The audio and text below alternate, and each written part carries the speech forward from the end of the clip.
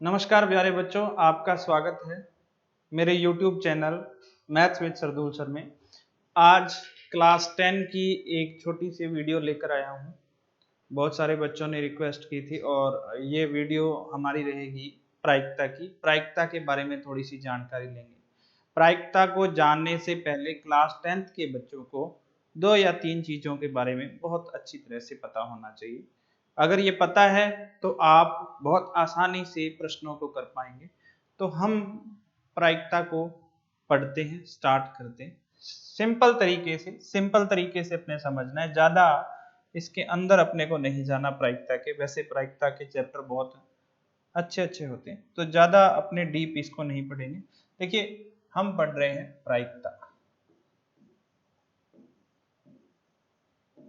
तो प्रायिकता क्या है? प्रायिकता एक प्रकार की संभावना है। क्या है? इसको अंग्रेजी में कहते हैं प्रोबेबिलिटी। ये अपने पढ़ रहे हैं। देखिए, प्रायिकता क्या है, मैं आपको एक सिंपल तरीके से बताता हूं। तरीका ये है कि अगर आपकी क्लास में, आपकी क्लास 10th है, क्लास 10th की बात करें, क्लास 10th की अगर बात करें तो इसमें अगर बॉयज और गर्ल्स 20 बॉयज हैं और 10 गर्ल्स हैं, टोटल कितना हो गया? तो आप कहेंगे टोटल हो गया 30। तो आपसे अगर ये प्रश्न पूछा जाए कि लड़कों की प्रायिकता क्या है, प्रोबेबिलिटी,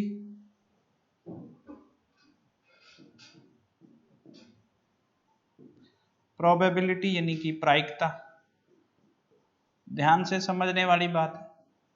प्रायिकता किसकी? लड़कों की, बॉयज की। तो हम इसको कैसे लिखते हैं? PB से लिखते हैं। तो ये कितनी हो जाएगी? नीचे बेटा टोटल लिखना आपने, कितना? 30 टोटल है और बॉयज कितने हैं? 20। जीरो से जीरो को जब अपने कैंसिल आउट करेंगे, जीरो से जीरो को कैंसिल आउट करेंगे तो ये आ जाएगा 2/3। अगर आपसे गर्ल्स की प्रोबेबिलिटी पूछे, अगर आपसे पूछे कि लड़कियों की प्रोबेबिलिटी कितनी है, लड़कियों की प्रायिकता, लड़की होने की प्रायिकता क्लास में कितनी है, तो 10/30 आ जाएगा। तो ये आ जाएगा 1/3। जीरो से जीरो को कैंसिल आउट करते हैं। ये प्रायिकता है अपने बिल्कुल सिंपल तरीके से क्लास 10 के लिए। और रीड लेवल सेकंड के बच्चे अगर कोई देखे तो उसके लिए भी इंपॉर्टेंट है, क्योंकि उनके भी प्रायिकता का 10th लेवल तक का टॉपिक जुड़ा है। अब प्रायिकता को समझने के लिए हम और एग्जाम्पल ले सकते हैं। और एग्जाम्पल कौन सा ले? कोई भी एग्जाम्पल हो सकता है। जैसे एक सिक्का है, इसके बारे में अपने बाद में चर्चा भी करेंगे। एक सिक्का है, इसके 2 पहलू होते हैं, एक होता है हेड, एक होता है टेल। अंग्रेजी में इसको कहते हैं चित्त, हिंदी में सॉरी, इसको चित्त कहते हैं और इसको पट कहते हैं। ये तो अगर एक सिक्का उछाला जाता है तो हेड आने की प्रायिकता क्या होगी? अगर आपसे पूछा जाए कि ये टोटल परिणाम कितने होंगे, कुल परिणाम कितने होंगे? कुल परिणाम हमारे पास 2 होंगे। कुल परिणाम कितने हो गए? 2। कौन कौन से हुए? एक हेड हुआ, एक टेल हुआ। एक सिक्का जब अपने उछाला जाता है, सिक्का उछालने पर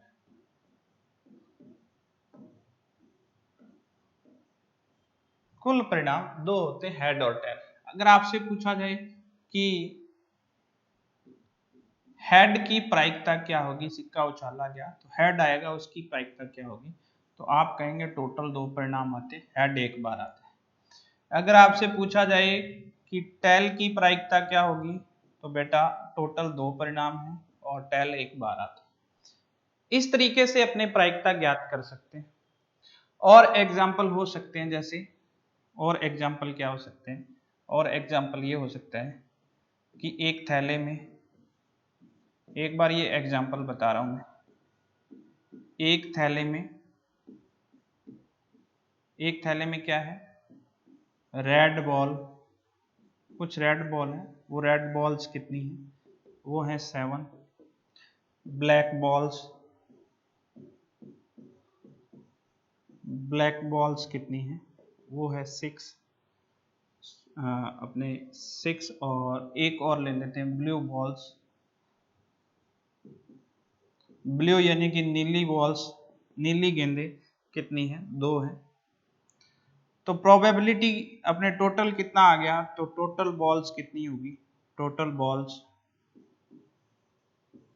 वो होगी 6, 2, 8 और 7, 15 होगी।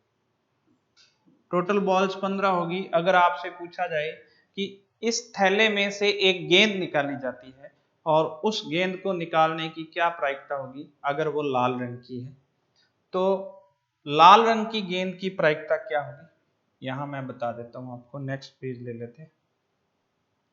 यहां मैंने लिखा, देखिए आप, रेड 7, ब्लैक 6 और 2 ब्लू। तो अगर P आपने रेड बॉल की प्रायिकता ज्ञात करनी, तो वो कितनी आएगी, टोटल 15 बॉल है और रेड कितनी है, 7 है। आप इसमें देख सकते हैं, यहाँ पे रेड कितनी है, 7 बॉल्स है। तो 7 डिवाइडेड बाई 15, 7 के बटा में 15 आ जाएगा। इसी तरीके से अब देखिए आप, इसमें अगर आपसे ब्लैक बॉल की पूछ लेता प्रायिकता, ब्लैक बॉल की प्रायिकता, तो टोटल 15 और ब्लैक 6, इसको आप आगे काट सकते थे, 3 दूए 6, 3 पांचे 15। इसी तरीके से P ब्लू बॉल ऐसे पूरा लिख लेते हैं, ब्लू, तो ब्लू 2 बॉल थी और टोटल 15। ये प्रायिकता ज्ञात करने का तरीका होता है। यहाँ मैंने सिर्फ आपको ये बताया है कि प्रायिकता कैसे ज्ञात करते हैं। प्रायिकता पर विस्तार से बात करने के लिए सबसे पहले क्या जरूरी है उसकी बात करते हैं। तो सबसे पहले आपको ये पता होना चाहिए कि सिक्का क्या है। तो हम सबसे पहले कॉइन की चर्चा करेंगे। किसकी बात करेंगे, कॉइन की बात करेंगे। और कॉइन जो हमारा है,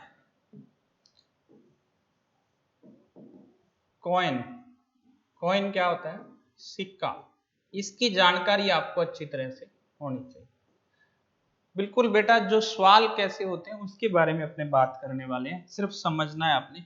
सिक्का क्या होता है, सिक्के के 2 पहलू होते हैं, मैंने पहले भी बताया, एक हेड होता है, एक टेल होता है। अब आपने कुछ बातें याद रखनी। सैंपल स्पेस, एक वर्ड होता है सैंपल स्पेस, सैंपल स्पेस। और सैंपल स्पेस क्या होता है, इसको कहते हैं प्रतिदर्श समष्टि। इसको क्या कहते हैं, प्रतिदर्श समष्टि। इसको क्या कहते हैं, प्रतिदर्श समष्टि। और प्रतिदर्श समष्टि जो होती है सैंपल स्पेस, वो क्या होता है उसके बारे में चर्चा करेंगे। सबसे पहले अगर अपने एक सिक्के को एक बार उछालते हैं, एक सिक्के को उछालने पर पहली जो बात आपने याद रखनी है, एक सिक्के को उछालने पर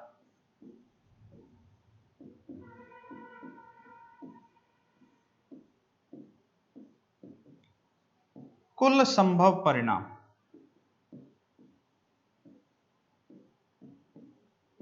क्या आएंगे, तो कुल संभव परिणाम कितने आएंगे, 2 आएंगे, एक हेड और एक टेल। ये जो हेड टेल है ये इसका सैंपल स्पेस है। एक बात बतानी भूल गया मैं आपको कि प्रायिकता अपने ज्ञात कर रहे हैं। अगर पहले पेज पर बात करें तो अपने बॉयज की प्रायिकता ज्ञात की, तो यहाँ पे कुल लिया, ये जो होता है हमारा, इसको कहते हैं कुल संभव परिणाम।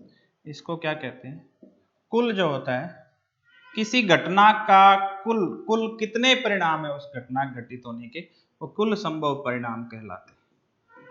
वो क्या कहलाते हैं, कुल संभव परिणाम कहलाते हैं। और ये बॉयज के, लड़कों के अनुकूल परिणाम, मैं वापस उसी स्लाइड पर आऊंगा। ये बॉयज के अनुकूल परिणाम है। और ये जो है यहाँ पे, ये गर्ल्स के अनुकूल परिणाम।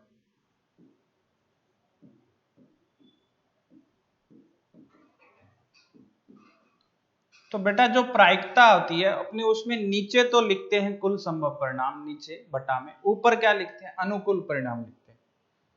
तो हम क्या लिखते हैं? प्रोबेबिलिटी जो होती है,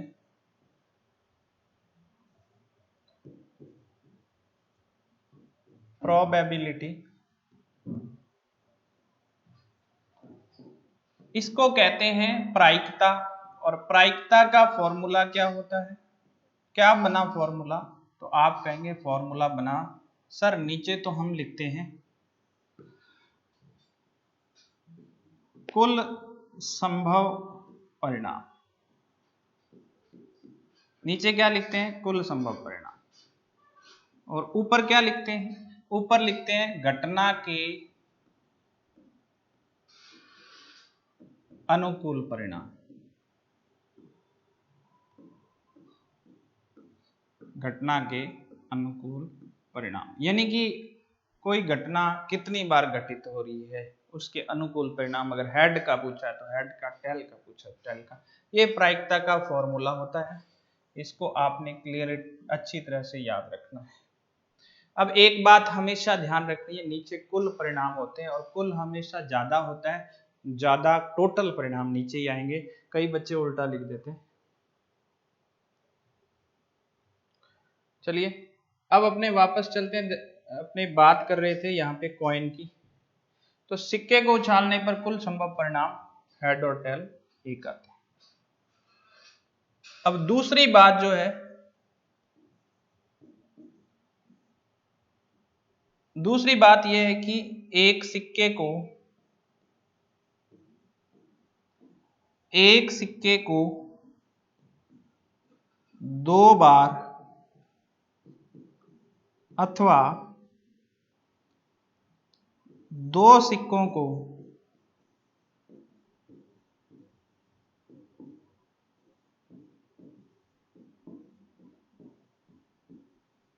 एक साथ उछालने पर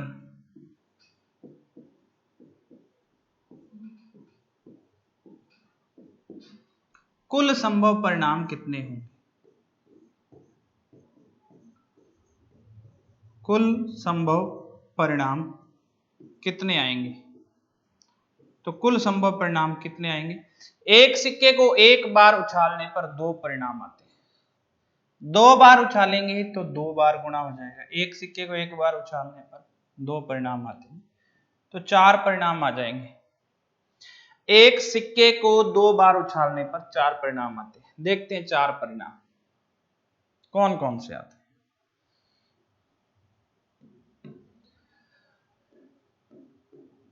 एक सिक्के को दो बार उछालने पर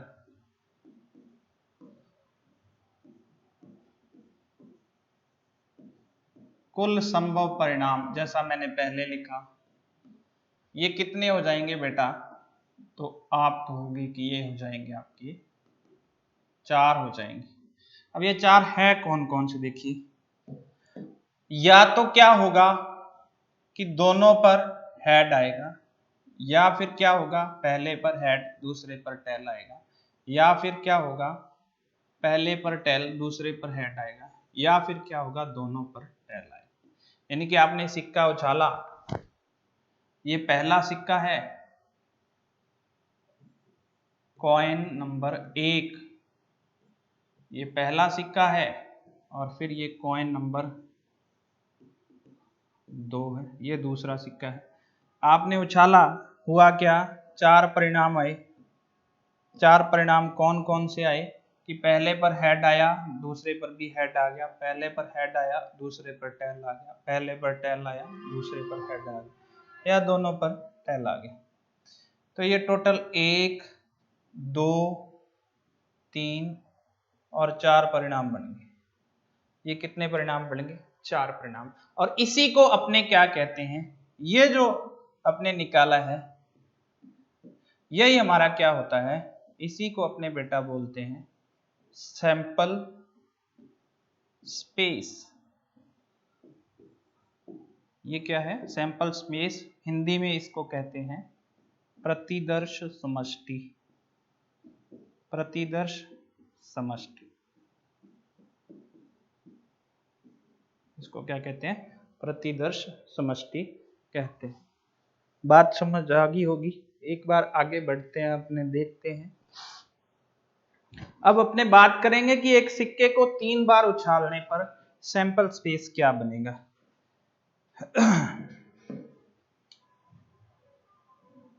एक सिक्के को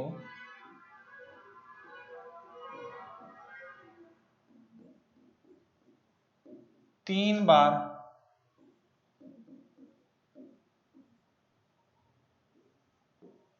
उछालने पर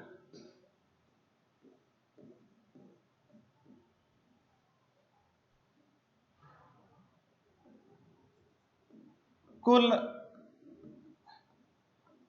संभव परिणाम। ये बार बार बंद कैसे हो रहा है? तो देखिए, आपने बेटा, मैंने आपको बताया था कि अगर एक सिक्के को एक बार उछालते हैं तो 2 परिणाम होते हैं, 2 बार उछालते हैं तो 2 इंटू 2, 2 बार गुणा कर दिया। 3 बार उछालते हैं तो 3 बार गुणा आ जाएगा, तो 2, एक बार में 2, फिर 2, फिर 2, कितने? 8 परिणाम। अब ये 8 परिणाम होंगे कौन कौन से? मान लीजिए दोनों ही बातें सही हैं, चाहे आपने एक सिक्के को 3 बार उछाला है, अथवा ये लिख सकते हैं कि 3 सिक्कों को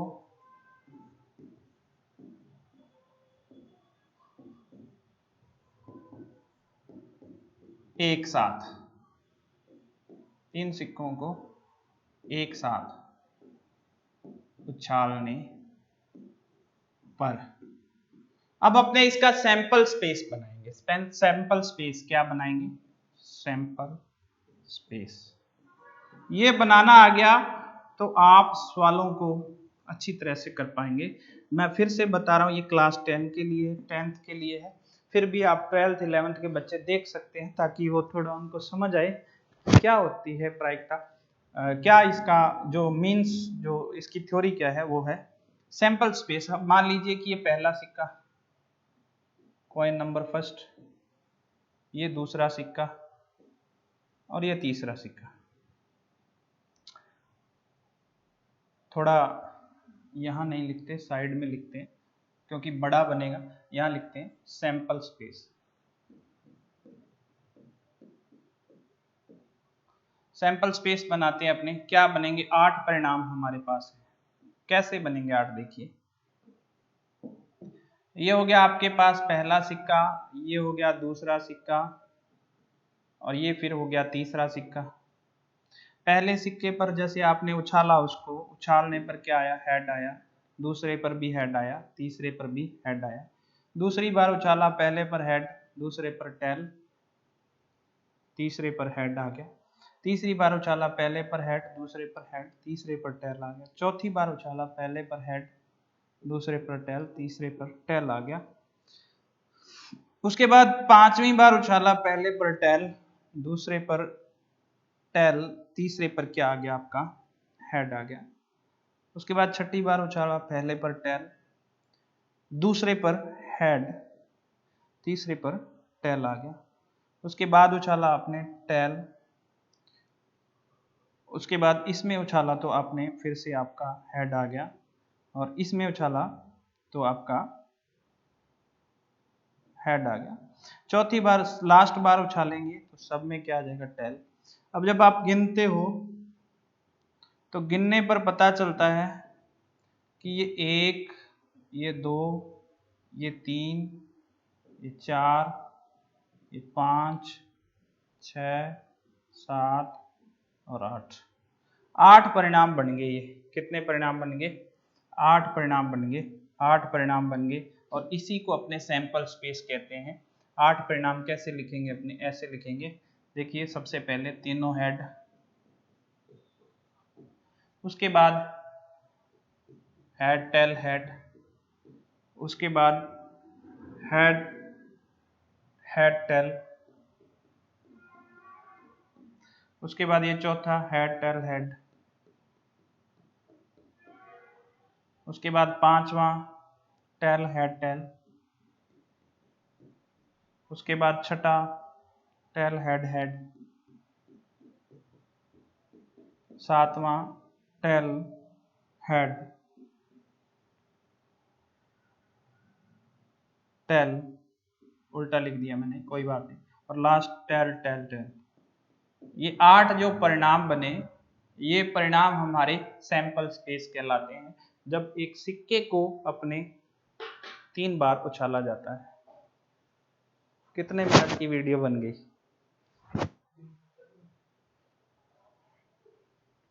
मेरे ख्याल से बहुत है। इसको एक बार स्टॉप कर दे।